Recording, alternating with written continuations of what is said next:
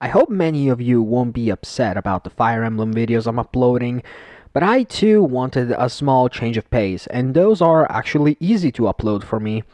Anyway, welcome back to Nocturne Fusion, where it's time to rock.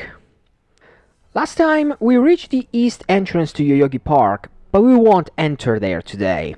We're gonna focus on some side questing. First and foremost, now I am strong enough to attempt a secondary boss. So I warp to Shibuya, make a team of full physical and wind-resistant demons, and behind the building in the main intersection, on a full moon phase, I stumble upon two mannequins and a Baphomet trying to summon a powerful demon. I make them rush the summon, and what comes out is Mara. Now, Mara would be a terrifying demon, but because I rush them, it gets summoned in its incomplete slime form.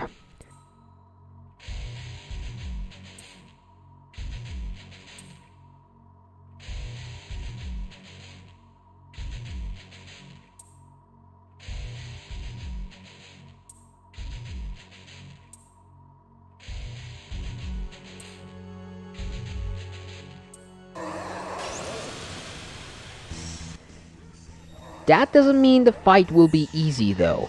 The guy has access to strong physical skills like Hell Thrust and Hades Blast, which have good critical chance, can inflict status ailments, use the Kaja, and... funnily enough, he's the only boss in the game who can use the skill Diarahan, the full HP single target healing spell, at will. Meaning, if you don't kill it in one turn, he will heal and you will be back to square one. Luckily, he only has 2300 HP and no Dakunda to heal debuffs. Admittedly, as you could see, the fight didn't start too well with Kurama Tengu being killed on turn 1 and Longaraja Naga being charmed. But despite all that, I managed to debuff him and keep myself alive in the process. By the time I managed to fully debuff it, all its stats, defense included, I know I can kill it in one go. Especially if Divine Shot is focused and it's a crit. With Somtaru Kaja just to be on the safe side, I take aim and fire the killing blow, which can almost kill Mara twice over.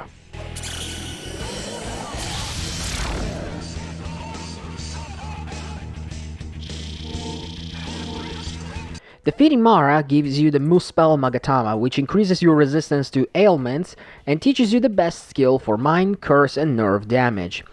Good as they might be in normal battle, they will be pointless in later parts of the game, so I might actually forgo those.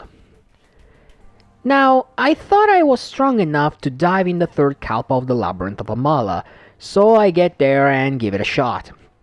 Watch out for random encounters here, however, since you can fight Ose, and if he decides... no, when he decides to use Dragonite to attack you, either you can run, or I hope you are strong enough to survive, because if you don't, you will be losing some progress. The gimmick of the Third Kalpa is that there are 3 routes you can take, locked behind doors which will open depending on your stats. The stats in questions being Strength, Magic, or Luck.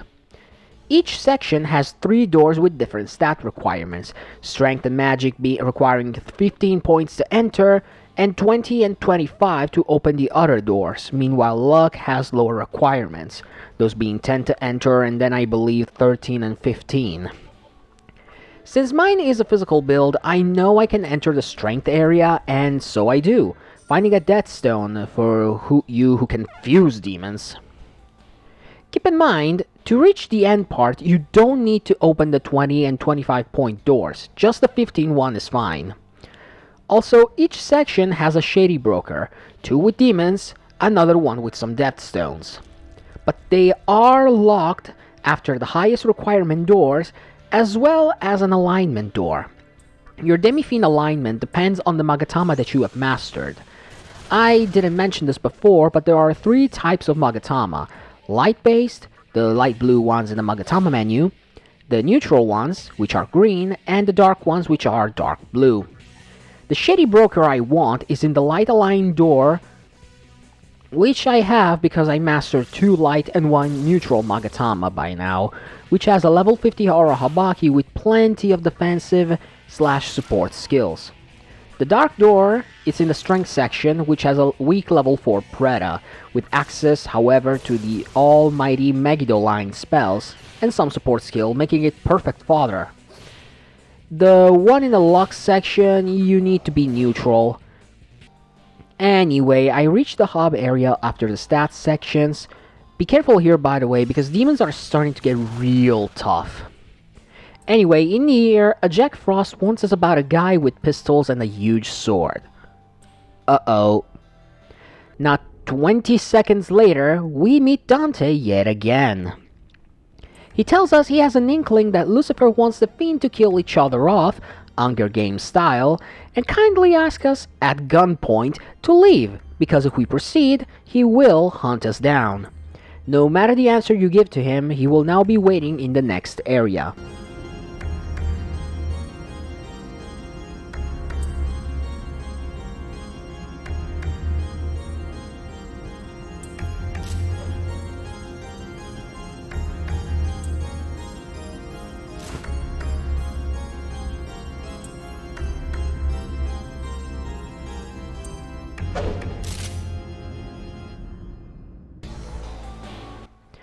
The moment you cross the door, he will run at you, shooting at you at the same time. If you can surpass him, you'll explain the rules of this game of tag you're about to play. If we want to move forward, we need to trigger some switches, but he will be on our tail all the time.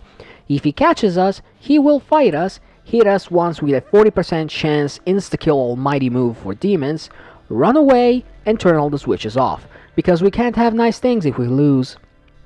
The first floor isn't too bad, you just need to move smartly.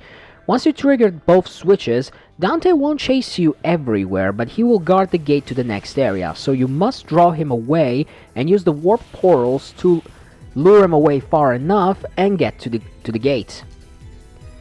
The second floor has 3 switches, all in corners of the map, but Dante here is actually easier to trick. They're behind maze areas, and they usually have a blind spot for you to exploit, like the L-shaped free area in the northern switch.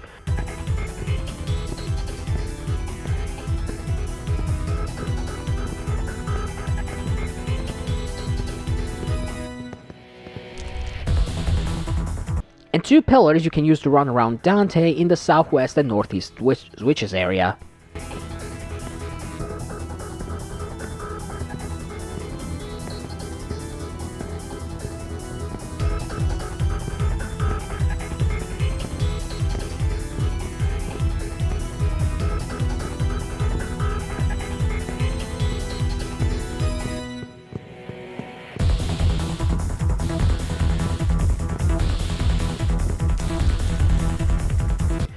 Again, after the third one, Dante will be guarding the exit, lure him away, and the tag game will end. However, a few moments later, Dante catches up to us, and the real fight can now begin.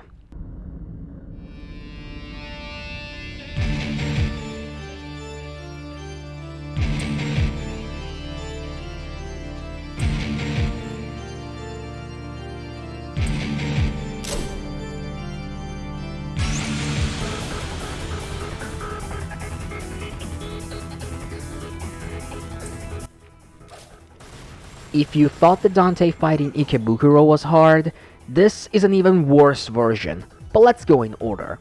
He has access to all the skills he had in the previous fight, like Ebony and Ivory, which is a 4-hit physical attacks, Rebellion, which I learned to be an undodgeable attack with sky-high critical hit rate, Bullet Time, another physical move we can inflict panic and is also undodgeable, Holy Star to heal debuffs, as well as Provoke, which is a taunt with MP regen effect. These are all the moves he can use on Phase 1. An excellent strategy to display here, albeit MP expensive, is to use Tetrakarn or attack mirrors to repel physical attacks while you buff yourself up. Uncaught luckily has it, and I use it while raising my stats all the same, as well as using chakra drops to maintain the MP pool of the guy. By the time my setup is complete, I start shaving a good chunk of Dante's 5000 HP. When Phase 2 begins, he gets more skills like Whirlwind and Round Trip, which are wind and electric AoE attacks, Stinger, the high crit physical almighty hybrid, and the insta-kill moves he uses when he chases you, as well as Showtime, which is his strongest move, an almighty attack that deals a crap ton of damage to the entire party. But I get lucky and he keeps bullet time, which Tetracon reflects every single time. It takes one more divine shot to bring him to low HP and enter Phase 3. I made sure to debuff him just to make him waste a turn with Holy Star preparing for Showtime, only to get another bullet time. He could have won since my defense was minimized at the time, but nope. Anyway, bullet time did hit me because Tetracon was not up, and despite me getting panicked, Rajanaga counters for a lucky victory. This made me save money, that's for sure. After the fight, because I had the Vimana Magatama equipped, I get the Endure skill, which I get replacing Counter. Don't worry, I'll probably get a better version of Counter later.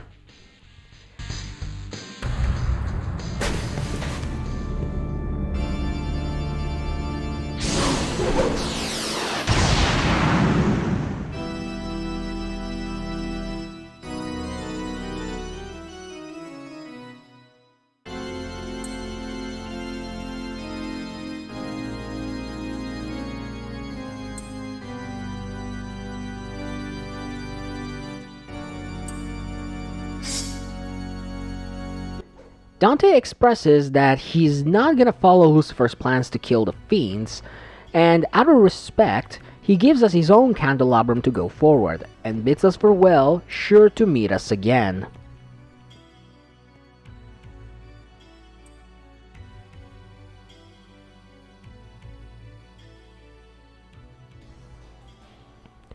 With the fight out of the way, we have another chat with Lucifer, which gives us an exposition on Mysticao's god Oradia, one who comes from the far reaches of Amala, and promises us to answer whatever question we have on the true purpose of the fiend fights. Now the path to the fourth Kalpa is unlocked, but to enter we need to have beaten all the fiends, so it'll be a while longer before we can go in there. I now make my way back to Yoyogi Park, ready to face the judgment for all the pixies that I slaughter for chakra drops. And that is enough for today. I personally didn't think the Dante fight would have gone that well, but thankfully it did. No Showtime? Seriously, Dante? But anyway, that's a huge weight off my shoulders. Anyway, join me next time where we go inside the pixie realm, or the fairy realm I should say, of Yoyogi Park. This has been Bahama Raven. If you enjoyed, please leave a like and a comment so that I know what you think of it, and subscribe for more. And until next time, I hope you stay well. Farewell.